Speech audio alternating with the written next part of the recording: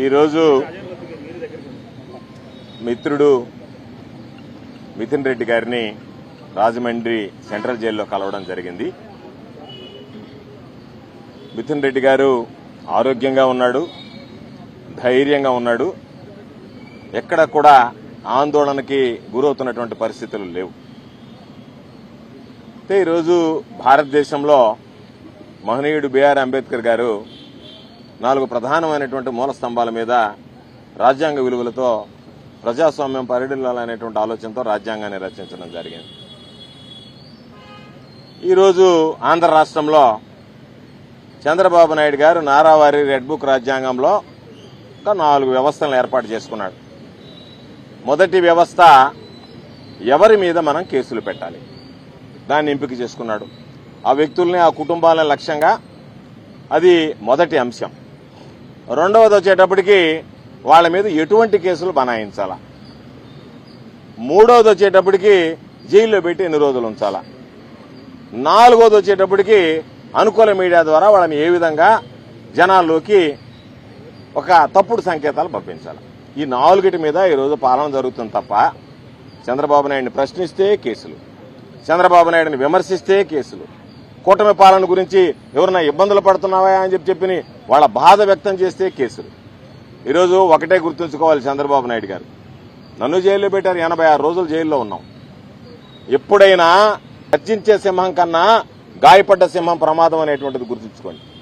కాబట్టి మీరు చేసినటువంటి ఈ పనుల వల్ల మీ శాడిజం లేదా మీలో ఉండేటువంటి ఏదన్నా ఆ కోరిక తీర్చుకోగలరేమో తప్ప ఎక్కడా కూడా మాకున్నటువంటి ఈరోజు మిథున్ రెడ్డి గారికి ఉన్నటువంటి మానసిక స్థైర్యాన్ని, పెద్దిరెడ్డి గారి కుటుంబానికి ఉన్నటువంటి విలువ మరింత పెంచేటువంటి విధంగా ఉంటాయి తప్ప ఎక్కడా కూడా మీరు అనుకున్నటువంటి విధంగా పాపం మీరు పైశాచికానందం పొందాలని జైల్లో ఇబ్బంది పడితే వెళ్లి పాపం పోయిన దగ్గరలా మిథున్ రెడ్డి గోడు వినిపిస్తే దాన్ని మేము బయటకు వచ్చి మాట్లాడితే విని పైశాచికానందం పొందాలనేటువంటి మీకు పాపం ఇబ్బందికర పరిస్థితులు ఏర్పడ్డాయి.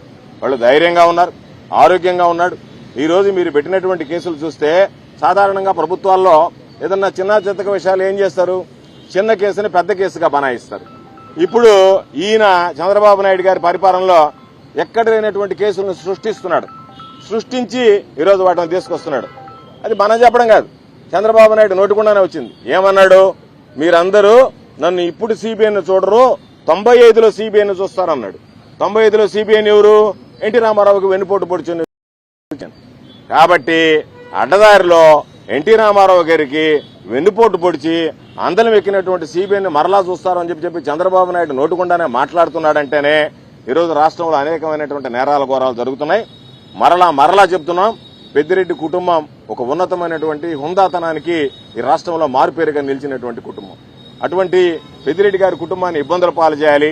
నీకు సంబంధించి రాజకీయంగా ఎదుర్కొన్నారు, నీకు సంబంధించినటువంటి దాంట్లో అన్ని విధాలా అడ్డుగా నిలిచారు. వైఎస్ఆర్ కాంగ్రెస్ పార్టీకి జగన్మోహన్ రెడ్డి గారి నాయకత్వాన్ని బలంగా ముందుకు తీసుకువెళ్లేటువంటి ప్రయత్నం చేశారు. కాబట్టి మీరు చేసేటువంటివి, మీరు పడినటువంటి కుట్రలు ఒక్కటే గుర్తుంచుకోండి, ఆకాశం మీద ఉమ్మి వేస్తే మీ ముఖం మీద పడుతుందనేటువంటిది తండ్రి కొడుకులిద్దరూ గ్రహిస్తే మంచిది. చంద్రబాబు, లోకేష్ దాని గురించి మాట్లాడుకుంటే మంచిది. అంతే తప్ప మేము కేసులు పెడతాం, జైళ్లకు పంపిస్తాం, అరెస్టులు చేసి భయపెడతాం అనేటువంటి ఆలోచన నుంచి మీరు విరమించుకోండి. మంచి పద్ధతి కాదు ప్రజాస్వామ్యంలో. కాబట్టి మీరు జైల్లో పెట్టిన తర్వాత ఏదైనా ఇబ్బందులు పెడితే వాళ్ళ మానసిక దృఢత్వం దెబ్బతింటుందేమో, దానివల్ల మనం ఆ శాడిజంలో పైశాచిక ఆనందం పొందాలనేటువంటి ఆలోచనలకి స్వస్తి పలకండి. ఈరోజు ప్రజలందరూ కూడా పొరపాటు చేశాం, తప్పు చేశాం, జగన్మోహన్ రెడ్డి గారి నాయకత్వాన్ని తిరిగి కోరుకుంటున్నామని చెప్పి ఆలోచనలో ఉన్నారు. ఏ రోజు ఈ రాష్ట్రంలో జమిలీ ఎన్నికలు వస్తాయా, 2029 ఎన్నికలు వస్తాయా, ఏ రోజు ఈ రాష్ట్రంలో ఎన్నికలు జరిగినా చంద్రబాబు నాయుడిని, కూటమిని మట్టి కరిపించడం ఖాయం. మరలా ఈ రాష్ట్రంలో రాజశేఖర రెడ్డి గారి పరిపాలన జగన్మోహన్ రెడ్డి గారి రూపంలో ప్రారంభం కాబోతుంది. 2వ విడత జగనన్న 2.0ను చూడబోతున్నారు. ప్రజలందరూ మరలా వైఎస్ఆర్ కాంగ్రెస్ పార్టీకి పట్టం కట్టి జగన్మోహన్ రెడ్డి గారిని ముఖ్యమంత్రిగా చూడాలనేటువంటి లక్ష్యంతో పనిచేస్తున్నారని చెప్పి ఈ సందర్భంగా తెలియజేస్తూ, బాధాకరమైనటువంటి విషయం, ఒక యువకుడుగా ఉన్నటువంటి వ్యక్తి, అనేక కార్యక్రమాలు నిర్వహించగలిగినటువంటి వ్యక్తి, చిత్తూరు అనేటువంటి ఆ ప్రాంతానికి పరిమితం కాకుండా రాయలసీమతో పాటు మన నెల్లూరు జిల్లా కూడా రీజనల్ కోఆర్డినేటర్ గా పనిచేసినటువంటి వ్యక్తి, ఈ ప్రాంతంతో పరిచయాలు ఉన్నటువంటి, ఈ ప్రాంతంలో రీజనల్ కోఆర్డినేటర్ గా పనిచేసినటువంటి వ్యక్తి, రాష్ట్ర వ్యాప్తంగా పరిచయాలు ఉన్నటువంటి వ్యక్తి, రాష్ట్ర వ్యాప్తంగా వైఎస్ఆర్ కాంగ్రెస్ పార్టీని బలోపేతం చేయగలిగినటువంటి వ్యక్తి, జగనన్న అడుగుజాడల్లో నడగలిగినటువంటి వ్యక్తి, యువకుడు. అటువంటి వ్యక్తిని నిర్బంధించారనేటువంటి బాధ తప్ప మరొకటి లేదు. ఏదేమైనా కడిగిన ముత్యంలాగా జగన్మోహన్ రెడ్డి గారు ఈరోజు ఏదైతే మాట్లాడుతున్నాడో ఇవన్నీ తప్పుడు కేసులని రాబోయేటువంటి రోజుల్లో మిథున్ రెడ్డి గారు కూడా కడిగిన ముత్యంలాగా బయటకు వస్తాడు. మరలా అందరి లక్ష్యం మీరు అనుకున్నటువంటి విధంగా కాకుండా జైల్లో పెట్టిన మా లక్ష్యం నీరు కారదు. మా లక్ష్యం, మా ముందున్నటువంటి గమ్యం మరలా వైఎస్ఆర్ కాంగ్రెస్ పార్టీ అధికారంలోకి రావడం, జగన్మోహన్ రెడ్డి గారిని ముఖ్యమంత్రిని చేయడం అని చెప్పి ఈ సందర్భంగా తెలియజేస్తూ మిథున్ రెడ్డి అరెస్టుని, మిథున్ రెడ్డి జైల్లో పెట్టడాన్ని మేమందరం కూడా తీవ్రంగా ముక్తకంఠంతో ఖండిస్తున్నాం.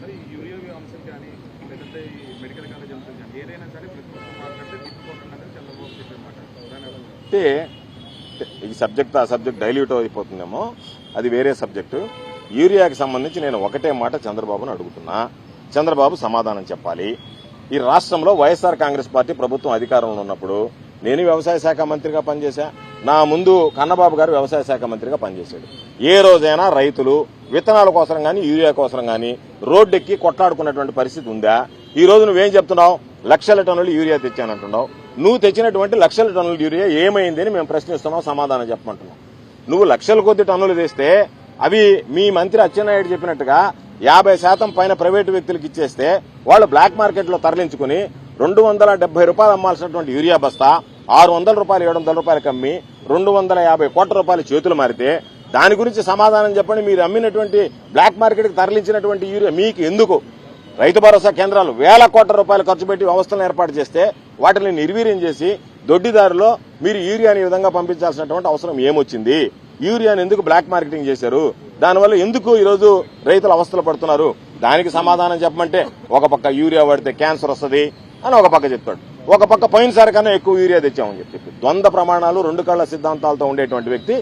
ఏది ఏమైనా చంద్రబాబు నాయుడు అనేటువంటి వ్యక్తి గద్దెనెక్కితే రైతులకి రాష్ట్రంలో అరిష్టమే. కాబట్టి వేరే ఆలోచన చేయాల్సినటువంటి పని లేదు. రైతులు తీవ్రమైనటువంటి ఇబ్బందులు, గిట్టుబాటు ధర లేక ఇబ్బందులు పడుతున్నారు. పండించుకోవడానికి యూరియా లాంటి ఫర్టిలైజర్స్ లేక ఎరువులు లేక ఇబ్బంది పడేటువంటి పరిస్థితులు ఉన్నాయి. కాబట్టి చంద్రబాబు నాయుడు అనేటువంటి వాడు రైతు వ్యతిరేకి, రైతు ద్రోహి అని చెప్పి ఈరోజు నిర్ధారణ అయింది. అదేవిధంగా మెడికల్ కాలేజీ అంశానికి వస్తే మెడికల్ కాలేజీలకు సంబంధించి సెల్ఫ్ గోల్ వేసుకున్నారు. ఎక్కడో పునాదుల్లో ఉన్నటువంటి ఫోటోలు చూపించి ఇవి అసలు మొదలు కాలేదు, ఇవి ప్రారంభం కాలేదు, ఇవి పూర్తి కాలేదు అని చెప్పి మాట్లాడి ఈరోజు పేద కుటుంబాలకి వైద్య విద్య అభ్యసించకుండా వాళ్ళ ఆశల మీద నీళ్లు చల్లి ఈరోజు రకరకాలుగా నీ కమిషన్ల కోసం కకృతిపడి, నీ కమిషన్లకు నువ్వు అలవాటు పడి దానిలో భాగంగా ఈరోజు ప్రైవేట్ మెడికల్ కాలేజీని ప్రైవేటైజ్ చేస్తానని చెప్పి ఆ హక్కు ఎక్కడుంది? జగన్మోహన్ రెడ్డి గారు 17 మెడికల్ కాలేజీలు తీసుకొస్తే మిగతా రాష్ట్రాలు అన్ని కూడా మాకు మెడికల్ కాలేజీలు వస్తే బాగుండని చెప్పి పోటీ పడుతుంటే వచ్చినటువంటి మెడికల్ కాలేజీని రాష్ట్ర ప్రభుత్వ ఆధ్వర్యంలో నడపకుండా వాటిని ప్రైవేటైజ్ చేయడానికి మీకు వచ్చినటువంటి ఆ కమిషన్లకు కక్కుర్తిపడి ఈరోజు విద్యార్థులకు సంబంధించినటువంటి పేద విద్యార్థులకు సంబంధించినటువంటి ఆ విద్యను దూరం చేయాలనేటువంటి దాన్ని ఇప్పటికైనా సరే చంద్రబాబు నాయుడు కళ్లు తెరిచి దానిలో నుంచి బయటపడి తీసుకున్నటువంటి నిర్ణయాన్ని ఉపసంహరించుకోవాలి. లేదంటే చంద్రబాబు నాయుడు మెడలు ఉంచైనా సరే ఈరోజు మీరు తీసుకున్నటువంటి నిర్ణయం మీద వైఎస్ఆర్ కాంగ్రెస్ పార్టీ రాబోయేటువంటి రోజులు ఇప్పటికే ఈ రాష్ట్ర యువతకు అధ్యక్షుడిగా ఉన్నటువంటి వైఎస్ఆర్ కాంగ్రెస్ పార్టీ జక్కంపూడి రాజా గారు పిలుపునివ్వడం జరిగింది. రేపు 19వ తేదీ రాష్ట్ర వ్యాప్తంగా 17 మెడికల్ కాలేజీల దగ్గర ఈ కార్యక్రమం కొనసాగుతుంది. కాబట్టి ప్రభుత్వం మీద ఒత్తిడి పెంచుతాం.